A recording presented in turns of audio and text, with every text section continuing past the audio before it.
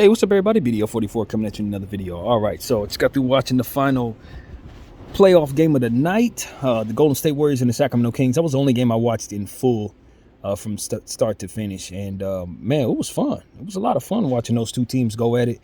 Obviously, I can't be too excited because, you know, at the end of the day, I'm a Laker fan, and this is the team we would be able to see if we're granted an opportunity to make it to the second round. So, you know, for me, I'm not a fan of either of these teams, but I will say that the Sacramento Kings have been fun to watch tonight.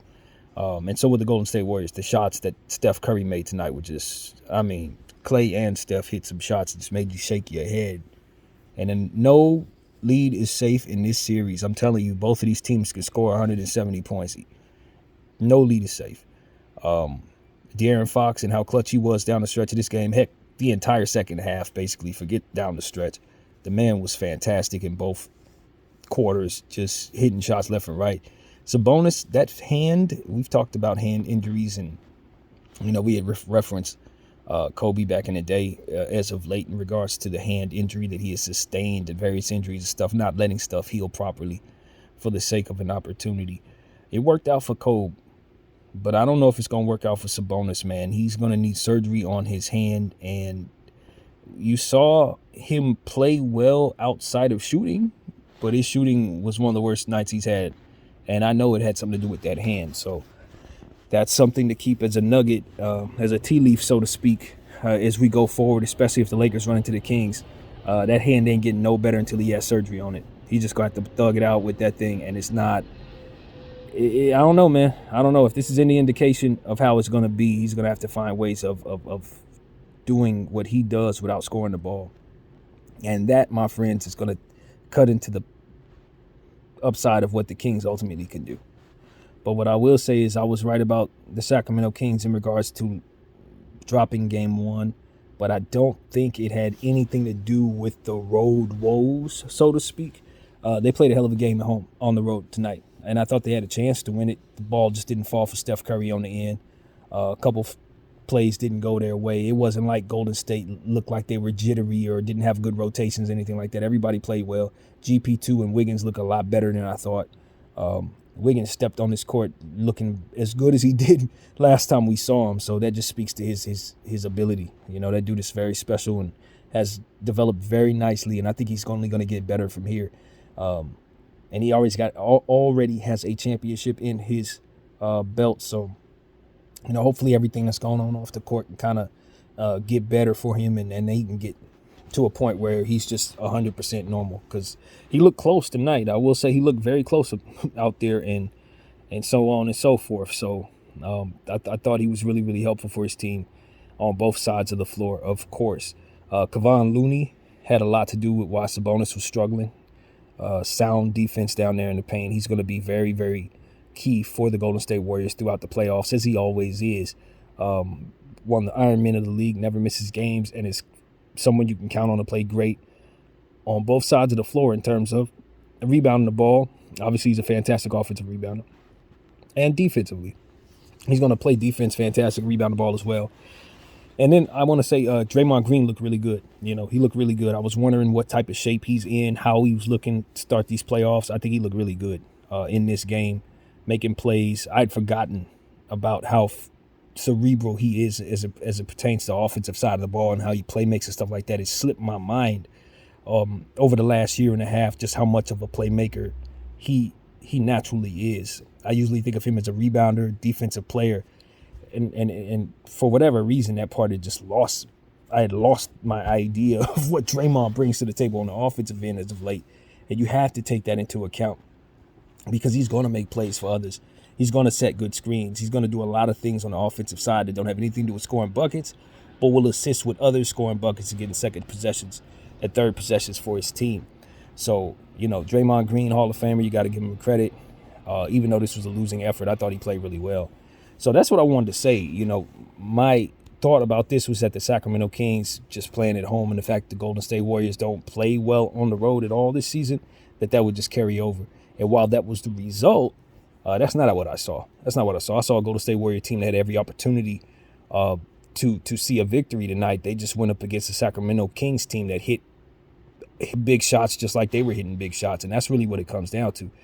You know, the best thing that the Golden State Warriors have for them, in my opinion, obviously, is shooting the ball with Klay and Steph down the stretch of basketball games. As I said, no lead is ever going to be safe. No game is out of reach, rather, because these guys have the ability to shoot the free ball so prolifically. Well, the problem they run into with this Sacramento Kings team is they got prolific shooters as well. A guy like Malik Monk was so fantastic tonight, 14 of 14 from the line, hit several threes, driving at the rim, doing all kinds of stuff that I remember as a Laker fan him doing for us a lot. And so, as I told people, he doesn't miss very much, and that was not an exaggeration. He just doesn't miss, period. The dude just is a walking bucket at all times. A very, very gifted scorer. So as he continues to ascend, people got to understand he just basically got started really over the last year or so because Charlotte wasn't really giving him the minutes like that. He had a breakout with the Lakers, and now he's a playoff performer, putting up big numbers off the bench for the Sacramento Kings, looking like a piece that they should probably keep around for a very long time. So I'm sick about it as a Laker fan because I believe in Malik Monk, and I never want to see him leave our team.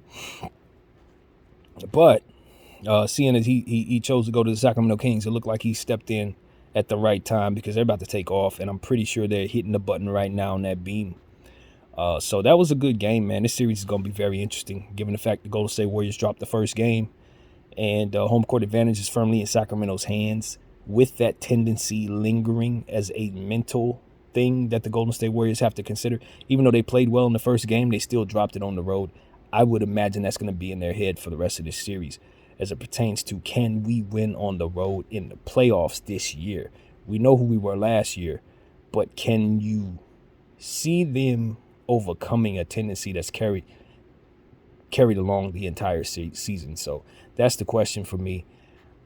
I think the answer is yes, because I believe in the greatness of those two shooters and the sum of what they are ultimately with all that experience, championship glory and all that. But I do think the Sacramento Kings ultimately have more weapons to throw at them. And when you consider how bad Sabonis played tonight, you got to understand that he's not going to play that bad most nights. He's not going to shoot that poorly. And you can count on those other guys continuing to play this well. You think about a guy like Trey Lyles, who walked out of there with like 4 threes. I had forgotten he was even on the team. If you notice, I hadn't even mentioned him when talking about the Kings. But he must be mentioned because he's an intricate piece of what it is that they're doing. And it's had a fantastic season all year long. So Trey Lyles is an unsung hero on that Kings bench, who's just been a fantastic stretch forward. He reminds me of a Robert Horry, young Robert Horry a little bit. And when he gets that 3-ball going, it's a wrap. So they have so much talent shooting the ball from behind the arc with him, Murray, Herder, and, of course, Malik Monk. Those shooters can shoot all day long. And you consider Harrison Barnes and his ability.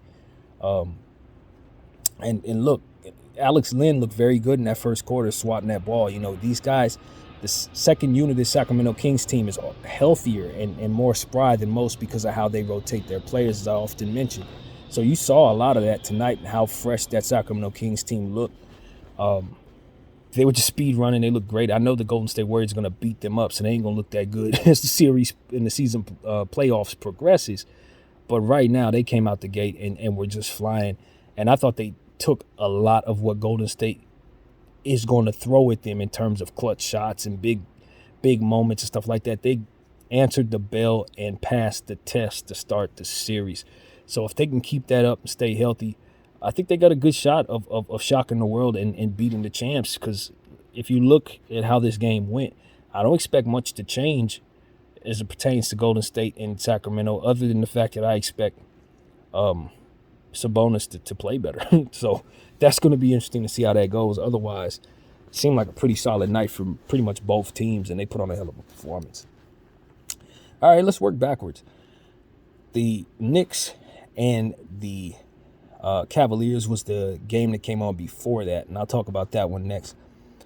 I had the Cavaliers winning this particular game, although I expect the Knicks to win the series rather comfortably, strangely enough. But the Knicks came out and won the first matchup on the road and proved that they are, in fact, the better team, as I said before. Now, that you can't say they proved that in one game, of course, but I'm telling you, they're going to continue to beat the Cavaliers and prove that very thing.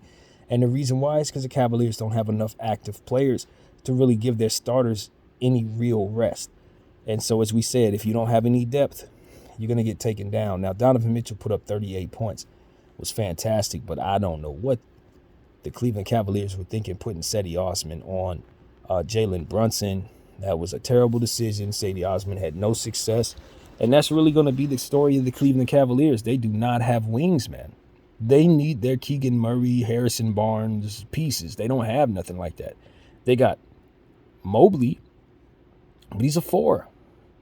You know, he's a 4-5 combination. You don't want him necessarily having to chase around guards and small forwards. Although, if you put him on those players, he will guard them. See, the one thing I remember about Evan Mobley is that when I was scouting everybody that year, one of the things that stood out about Evan Mobley is that he can move side to side at especially quick, in an especially quick way. He has abnormal lateral quickness for a guy his size.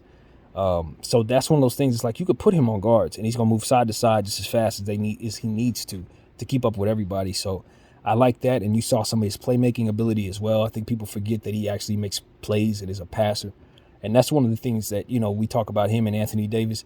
That's kind of where they separate. He is going to be a much better playmaker than Anthony is. And so that's one of those situations where I look at that kid and I say, if the Cavaliers are to overcome what all the Knicks provide, I think it's going to be because he plays completely outside of himself and it just fills up the box score all night long, every night. That's what it's going to take, I think, for the Cleveland Cavaliers to really overcome just the overall depth and talent level of a New York Knicks team that is, in my humble opinion, much more talented. Like, much more talented. But, Donovan Mitchell, the thing about it is you put a superstar in a situation, tell him to be the entire offense, and he's going to be able to do that. A guy like Donovan Mitchell, he's fantastic. You know what I mean? He's going to score buckets. He's going to get stops. He's doing a lot of things on the defensive end that he didn't do at Utah that I'm seeing. That's making me respect him even more so than I ever did. Donovan Mitchell's turning into an even greater player than he was before, but unfortunately, they just don't have a good enough asset class there on their bench to really give their guys a breather, and that's kind of what I see there. It's just a very limited roster, in my humble opinion. After they get past them first 5 guys, Caris LeVert, and then you start getting into players that just don't really have nothing for them. Rubio coming off a bunch of knee injuries. Some guys that they don't use, Stevens. They don't even have Mobley's brother active, which I think is a mistake. He should definitely be activated. And so that's just what I see there. I just don't think any lead's safe that the Cleveland Cavaliers ever get. I don't think they can afford to get in foul trouble, et cetera, et cetera. And I just look at the Knicks and I say, man, they got talent in every position 4 or 5 times over. I mean, like I said, 2 starting 5 units with a couple other guys on top of that, including a Derrick Rose piece and Evan Fournier. It's just a super deep team. And when it really comes down to it is I don't think people really understand that until they see them in a playoff series mow down a team that ain't deep and then proceed to go into the second round and have a solid series. Then people understand what it is I already see. That's just what it comes down to. The Cleveland Cavaliers don't have nothing like that. And, unless Dean Wade and some of these guys step up and really play greater ball than I expect them to play, it's just nothing there, man. It's just nothing there for the Cleveland Cavaliers to really throw at the Knicks outside of them starting 5. And that's just not going to do it. So that's what I see there, man. I think this series, now that the Knicks have drawn first blood, this series can go a lot of different ways. I don't want to disrespect the Cleveland Cavaliers because they do have some phenomenal starters. Garland and Mobley and those guys are some of my favorite players that I have a great deal of faith in them. But it's not even about that. It's about 7-game series and how your team is matched up with another team. And the Knicks, with Robinson in place, just kind of nullified the mystique of the length that the Cleveland Cavaliers would otherwise impose on other teams. That's just not a thing when you got Robinson down there, Toppin down there, Hartenstein down there. It's a lot of length there, too, to offset what it is you're bringing to the table. You're not really and doing nothing to them. So that's what I see there. You know, Julius Randle came back strong, had a big game. Obviously, you consider some of the mistakes that he made down the stretch of the basketball game kind of let the team back in. So that was something that I just remembered right now. But, you know, Jalen Brunson, he attacks in the inside. People haven't figured out how to defend this dude. He gets these little teardrops, these little 10-footer, 8-footer, you know, floaters, and he just scores on you all day long. And then when he has to kind of stretch the floor out, if for some reason you're trying to take that away from him, his three ball's wet. So there's no real holes in his game. If he has to make plays for others, he can do that. You know, so he's just a really, really, really fantastic guard who's in a great role.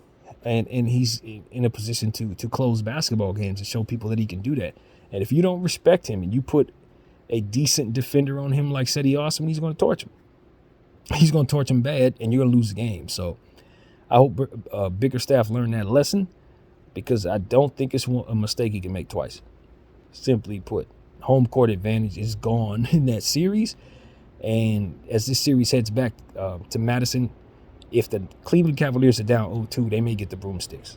I'm telling you right now, they may not win a game in Madison. So that's a big deal, man. I know that's Donovan Mitchell's hometown. I know he wants to go back there and play well, but I just don't think him going for 30 and 38 and 40 is enough in this series when you consider the scoring that the Knicks are going to be throwing at him. It's too much. So that's what I see there. And I'm moving on from that series because at the end of the day, I did, in fact, get that one wrong. I really did. I picked the Cavs. I just thought they would get the home victory. The crowd was really into it. The wine and gold was really imposing. But at the end of the day, the better team won. It just was what it was. And it was a close game, too. Don't get it twisted. The Cavaliers put up a hell of a fight, and they will continue to fight, I'm certain. So the next game, of course, we're working backwards. The Celtics and the Hawks. Man, I got to remember what it is that took place in that game. I know it was not very competitive, and I didn't watch the whole thing. But I did see good portions of it. And what stands out in my mind is just Jason Tatum taking over, making sure things go the way they're supposed to.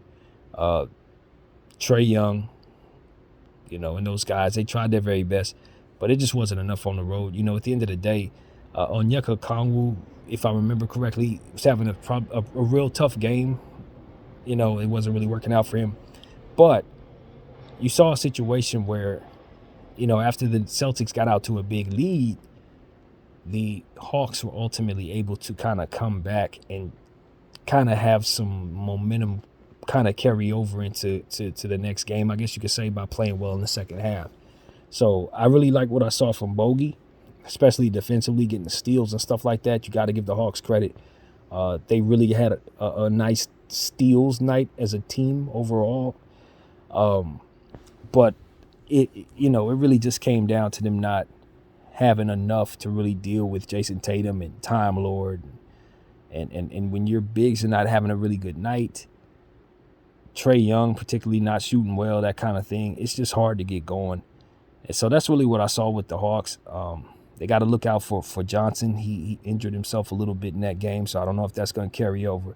Got to see how that ankle's doing. I think it was an ankle or something like that. So that's really what it is. I think the Hawks have good momentum going into this next matchup with the Celtics, and I think that game will go a little different based on what it is they probably picked up in that second half. Because at the end of the day, it's a fill-out game, first game. And I do believe the Hawks are a deeper team than the Celtics, but the Celtics do have some other pieces that I've come to understand. Muscala's there, and he's someone who's definitely going to be shooting the ball for them, so I didn't have that piece worked into the equation. A couple other pieces as well, so, they're Sam Morrow, he's also a player that they've been using that's starting to get a little better, so the Celtics are a very well-oiled machine with very refined superstars that are ready to win, and a bunch of guards that can really defend and hurt you on both sides. And Smart, Derek White, and of course Malcolm Brogdon. And I thought Derek White really played well in this game as well. You got to give him his flowers as just a fantastic piece. And Al Horford looks really good too. I had questions about what shape Al Horford's in right now. Is he starting to see Father Time? Now, Al Horford is a heck of a player. He always has been. I think he's going to make the Hall of Fame. And the Hawks had a hard time. They had a hard time with him and Tom Lord and all those bigs that they throw at him. And so that's what it was. I thought the bigs of the Hawks would ultimately have the advantage in this series, and I think they may still. But I think that the Celtics were the ones who were able to draw first blood, and Tom Lord and those guys look really good out there. So, yeah, that prediction was strong. Going with the Celtics at home for the first game was never a bad prediction. And the other game I didn't see a second of, man. I'm not going to lie to you guys. I didn't see none of the Brooklyn-Philly game. I just wasn't really interested in that. That's one of those wake me up when the series is over type of series, to be honest with you. I just don't think the Nets have much hope, even though they have some solid matchup opportunities there. At the end of the day, that's Joel Embiid. He's not going to be giving up much. James Harden is especially inspired against them. It's just, there's nothing they can really do, in my humble opinion. It's kind of offset the superstardom that's coming at them despite having a fantastic combination of role players. I do think they'll get a game out of this series because they are that scrappy. It kind of reminds me of the Clipper team that was together before they brought in Paul George and Kawhi Leonard. That team that was real scrappy but just didn't have their star, but still made the playoffs. So that's exactly how the Nets look to me. Now they need to get their Paul George and their Kawhi Leonard. But as of right now, they don't have that, and they were outclassed by a team that's just better than them. From what I understand, James Harden had a huge game. That's about as much as I know of the situation. And I hear that the Philadelphia 76ers shot extremely well from behind the arc. So that's what I understand about that game. But aside from that, I didn't see not a wink of it. So ain't gonna lie about it. Taking everything from hearsay in regards to that series, but I do have the Philadelphia 76ers taking that series. I don't think I ever actually predicted a game for it to go. I don't think I ever said. And honestly, I think it's a sweep, to be honest with you. I really do. I think it's a sweep. I think I'll probably give the Nets a game, as I've said. So I'll just say 5. But I don't know, now that the first game went the way that it did, that might have been the only game that the Nets probably would have won. Who knows how the series ultimately unfolds, but you can't let a guy like Joel Embiid draw first blood, keep home court. You know what I mean? You want to kind of come out and smack him in the mouth, especially if you're the underdog in the series. So, yeah, I don't see this going the Nets' way, man. I just don't. I think today's matchup is probably how most of those matchups going to go. It's just not going to be very close. If it is close, it'll be because the Brooklyn Nets are real scrappy, but Joel should still close them out, man. He should. And also, Paul Reed needs to be mentioned. That's one piece that I didn't mention about the Philadelphia 76ers.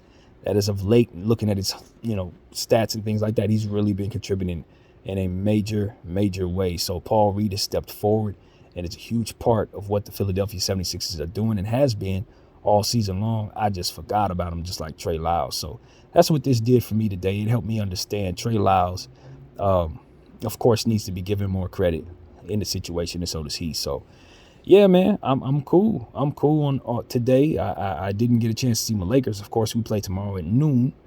As to which I'll do everything that I normally do with the Laker games, try to get some highlights worked in. But, at the end of the day, today's games, the first slate of games, what I took from it is just teams are kind of feeling each other out as I thought. I don't want to read too much into the first game situation, especially since I've seen so many series where the team that won the first game ends up losing the series, even when they're favored to or what have you. So injuries can tell the stories with series as well. As somebody who's watched series as much as I have over the years, sometimes you think things are working out in your favor. You may be up 2-1 and then a player goes down. And that can change a series entirely. So a lot of predictions and things like that, when you listen to people talk about series predictions, a lot of things cannot even be determined. You know what I mean? There's certain things that just are going to tell the story as the series unfolds. So I just wanted to put that out there because I think a lot of times we get so married to our predictions, but we also understand that things can change, which can make things look different to you and will just make for a contradiction if you happen to see something different. But at the same time, I believe firmly in staying put in regards to your picks, because at the end of the day, it's a game of chance. And a lot of times when I see something, particularly with teams, it doesn't necessarily mean that it's wavering on whether or not a team has better stars or is shooting well or stuff like that. It's more so the fullness of what it is I think I see over a course of 7-game series. So with that being said, nothing's changed. Nothing's changed. I still think the Hawks are a slightly more talented full basketball team than the Celtics, even though the Celtics clearly have a stronger top 8 and definitely stronger superstar class. I think that depth is going to serve the Hawks well, but not well enough. And I think the Celtics will still win the series, probably in 6 or 7 games. Why did I think to say that again? I have no idea. You guys have heard me say this a million times, but it is what it is, man. I love what I'm seeing. The Bucks series is interesting to me, in a sense, because I think they really are going to do away with the Heat real fast, and it's probably going to trigger the Heat into a rebuild that is much necessary, much needed, and very necessary. So I don't see the Heat getting a single game out of that series, and if they do, it'll be a massive upset. Massive. I like Jimmy. He's a clutch player. I believe in him. But there just shouldn't be nothing there for them to do in regards to Giannis if the Bucks are playing like they're supposed to play. Also, I wish I remembered the name of this player on the Bucks, but they got a point guard, man. They got a point guard. In the last game of the season, dude put up some numbers that was freaking crazy, like 14 assists, double-digit points, all kinds of stuff. So I wish I remembered his name. It slipped my mind, and I thought that I would remember it when I made this video, but hopefully they'll see his stats and what he did in the final game of the season and maybe try to work him into some playoff rotations, whoever he is. And if I remember his name, I've only seen it once. I saw the stats once. That was it. But I'm aware. I am absolutely aware that the Bucks have another prospect on their bench that can go up. So that's something that people need to be aware of. Yeah, what else? It was something else. Also, did I break down the Minnesota-Denver series? I don't remember if I did. I think it was one of them series that I might have forgotten to break down, or I didn't speak on it very much. But it's tricky. Yeah, I did speak on it briefly. I think I did have the Denver Nuggets winning the series probably in 5 or 6, but I think the series is going to be tricky because the Denver Nuggets have the Jokic piece, and then you look at the centers that the Minnesota Timberwolves have, and you just think that they could create some problems for Jokic that maybe most teams won't create for him. So if his health isn't 100%, I'm concerned about him overall, his team overall. I like the Denver Nuggets to pertain to, again, their top 6, 7 players. Your Gordon, your Porter, and all those guys are fantastic. Murray is a killer. Can't wait to see what he's going to do in these playoffs. But at the end of the day, I have more questions about just the fullness of Denver and the pieces that they have, and just wondering if they're really constructed to defeat what's out there. I don't think they are. Most of the pundits don't think they are, and I'm trying to psych myself into believing that we're all wrong, that everybody is wrong, that they're the 1 seed for a reason, that they're going to mow down teams, and they're going to prove themselves to be as good as their record is. And only they can do that. But what I'm saying to you is I see the same thing everybody else does, and I would not be surprised if Denver goes home in the second round, because they ain't going home to Minnesota. I refuse to believe that Minnesota's going to play well enough without all that they're missing, especially on the defensive end, with McDaniels and Reed being out. That's a big deal to me. I just don't think that they'll be able to overcome the number 1 seed with that much missing. But they do have some very, very, very serious talent over there in Minnesota that I believe in greatly. But just like Cleveland, their bench is not it at all, especially without Nas out there. It's just they don't have enough to be very serious. So that's why I think Denver would ultimately have a good time knocking them off. It's going to be a good time knocking them off in the sense that it's going to be they're going to be tough. Minnesota's going to be very tough. Don't get it twisted. Minnesota's going to play hard in every game. But I just don't know that it's going to work out without those pieces. And I'm hesitating because here's what I believe. Karl Towns playing the way that he's been playing these last couple games is a difference maker. I think people have gotten lost in his weaknesses as it pertains to what he doesn't do. And people have forgotten, or rather are not really aware of what it is that he does and how well he does it. And so that's what it is with Karl Towns, and the fact that he's still a young player getting better, believe it or not, writing his legacy and starting the process of letting people know who he is as it pertains to his game being a playoff type of thing. So we ain't really seen him in playoff situations. If he played his career with the Lakers or the Celtics, something like that, we would know Karl Towns a lot better. But he's played in Minnesota. Minnesota's a bad franchise. But now they're in the playoffs, and he has the opportunity to really match up against one of the best centers in the league. And I believe he is one of the best centers in the league. You know, he's not playing center right now. He's power forward. But still, Karl Towns is an elite NBA performer. Probably a top 15 player in the league today when 100% healthy. So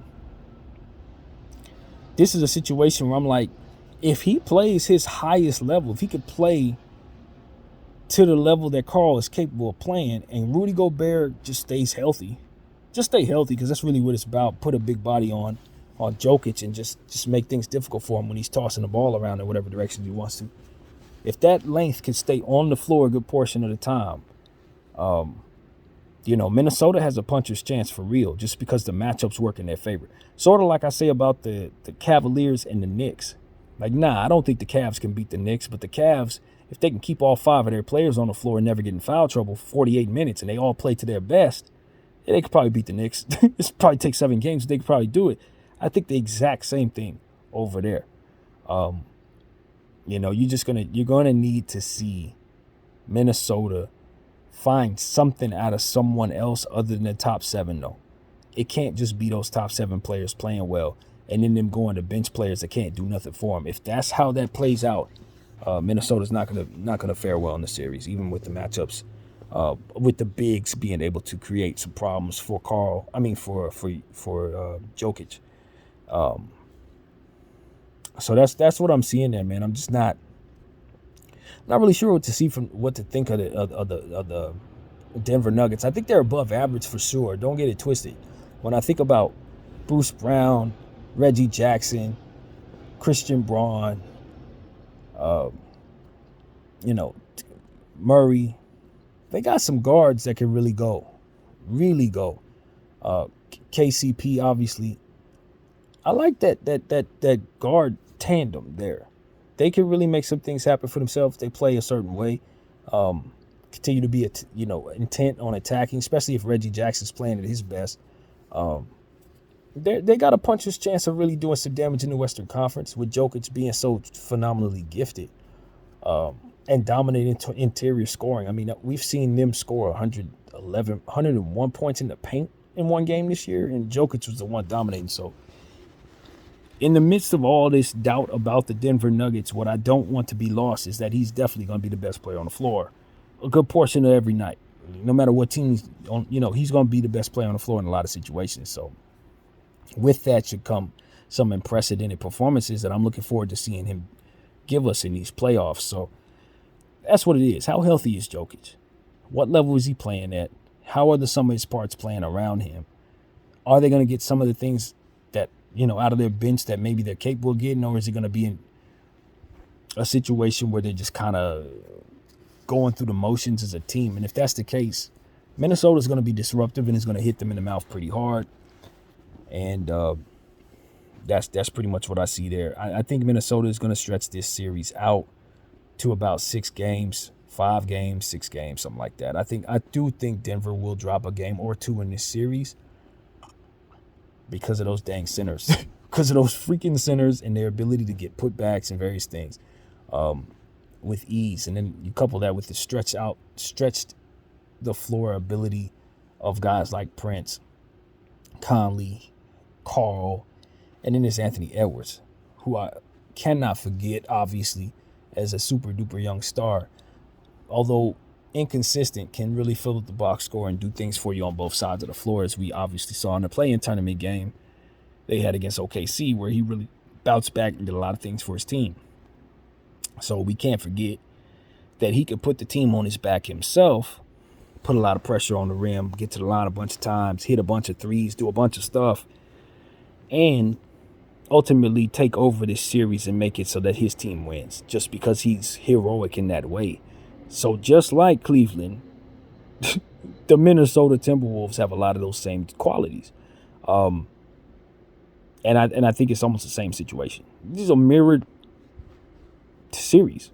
If you really look at it for what it is, it's a deep team versus shallow team with probably a better starting five. So that's what I see there, man. That's what I'm looking at. That series is very intriguing to me. And of course, I mean, I want to break down my Lakers series, but honestly, you're going to have a whole set of videos for that.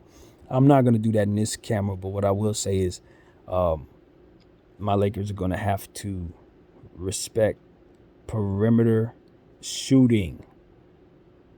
They shoot the ball very well, and we haven't been shooting the ball very well. However, the Memphis Grizzlies do tend to give up big games from behind the arc to their opponents. It's something that I observed as I was looking at their stats over the last couple of weeks or so. It tended to be a trend. They'd had these games where their opponent would shoot like 40%, 45% and hit like 20, 22 threes on them. For whatever reason, they don't guard the perimeter as well as one would think for the personnel that they have. You think about Dylan Brooks and Jaren Jackson, those guys, you think they get out to the perimeter a bit better defensively than they're ultimately able to. Now, I think some of that might have to do with Brandon Clark being missing, because he definitely had been removed from those games that I was studying. But I'm telling you, man, if we have a night where we're hitting from behind the arc against them really well, it might lead to us having a victory with this team, because they just do not guard the perimeter very well. And that's something to think about. If for some reason they do beat the Lakers and they run into the Golden State Warriors or the Sacramento Kings, that's not a good matchup. The Memphis Grizzlies, and this hurts my soul to even think like this as a Laker fan, because this means we were eliminated. But I'm telling you this, the Memphis Grizzlies do not match up well with either one of those two teams. They don't. In fact, I think they match up better with us than they do Golden State and Sacramento, based on what it is that I've studied. So this is going to be very interesting. You know, both of these teams, the Lakers and the Grizzlies, attack on the inside. They tend to want to do their damage on the inside. They tend to want to turn defense into offense. And then from there, three-point shooting kind of comes and goes. Same type of team that we are. So these matchups are interesting. I think who draws first blood can tell the story. Obviously, Memphis has the home court. But I just look at us as a better team. We have more of our pieces, and got a bit more experience with our stars. And I think that's going to prove to be very, very fruitful for us. So that's what I want to say. I want to get a couple of those games out in regards to those conversations. What else, man? There was something else I wanted to say, too, about one of these series. We talked about the Clippers and the Suns. I just want to reiterate that I think the Clippers are a bit old, man. I don't think anybody is thinking about how old the Clippers are, but they're an old team. And I just don't think that's going to bode well in these playoffs. I don't. They got some energetic players like Westbrook and guys that are going to go hard. Bones Highland, Zubats. I think, they got a nice set of players, but I'm not a believer in his experience as much as I am a believer in fresh legs. Experience works really, really well if you got fresh legs to offset that experience, to give them breathers, to make them so that they can keep up with the fast guys that are against them. You know what I mean? It can't be too many old people. It's the same thing I said about Miami. You just got an old team. The Clippers and the Heat, it's like people just wanted to retire and go to these little nice places and just kind of sit there and just eat money up. And it's like, that's not what those franchises are for, man. Y'all got to get some young talent on both of those situations ASAP. So that's what I say, man. That's where I want to leave this video. I just look at the Clippers and I say, as much as I would like to pick them, because I do have this idea that depth matters this season and all that other crap, at the end of the day, they're just too old to be going up against this Suns team. Even though they don't have a strong bench, they have a young bench. So their young, youthful bench is going to be going up against those old geriatric Clippers. And I just don't see it going well for them old geriatric Clippers. I really don't. as much as I want to pick them, because I do believe that the Suns are shallow and overrated to a degree and all this other stuff, at the end of the day, I still see them as a better team than the Clippers. And I think they're going to knock the Clippers off probably about 5 or 6 games. 5 games. I don't know if I initially told you guys 6, but I don't think the Clippers can win 6 because that Paul George piece is missing. And I just don't think you can outduel KD and DB without those pieces. You're going to need Westbrook to play great. You're going to need Kawhi Leonard to not have any off nights. All these different things just got to fall in the Clippers' favor, in my opinion.